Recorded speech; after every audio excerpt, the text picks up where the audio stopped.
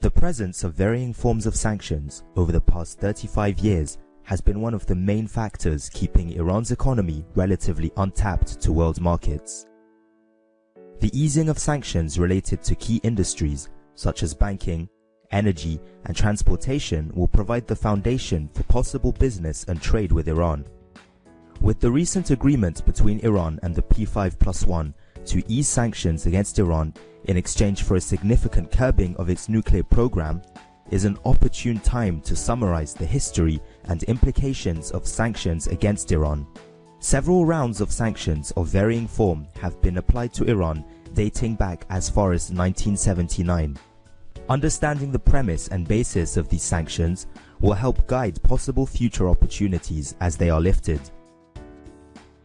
Following the attack on the US Embassy in Tehran, the US President's executive orders on November 1979 and April 1980 gave weight to the freezing of Iranian assets in the US and prohibiting of any direct purchase of goods from Iran, and the restriction of all trade and travel between Iran and the US. These sanctions were removed as part of the Algiers Accords in 1981.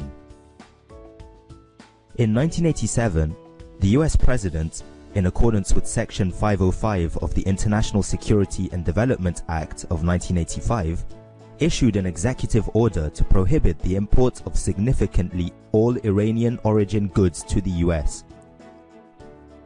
The export of the US origin goods to Iran was also subsequently prohibited by the Iran-Iraq Arms Non-Proliferation Act of 1992.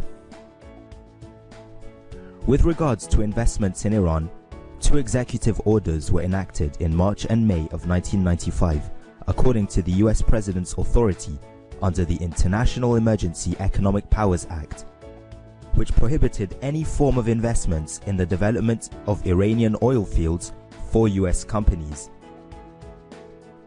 This was all part of the territorial sanctions, also known as primary sanctions against Iran. In 1996, the United States sanctions entered into a new phase of applying extraterritorial sanctions, also known as secondary sanctions, against Iran.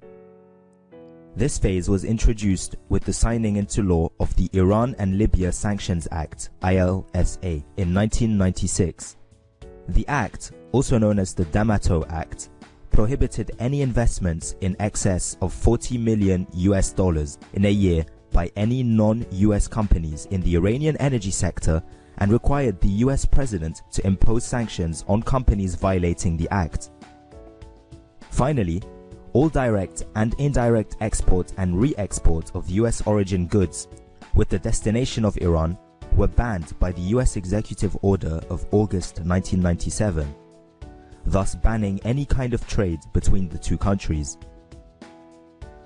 These provisions on trade between the US and Iran were all combined in the OFAC, Administered Iranian Transactions Regulations, which constitutes Title 31, Part 560 of the US Code of Federal Regulation.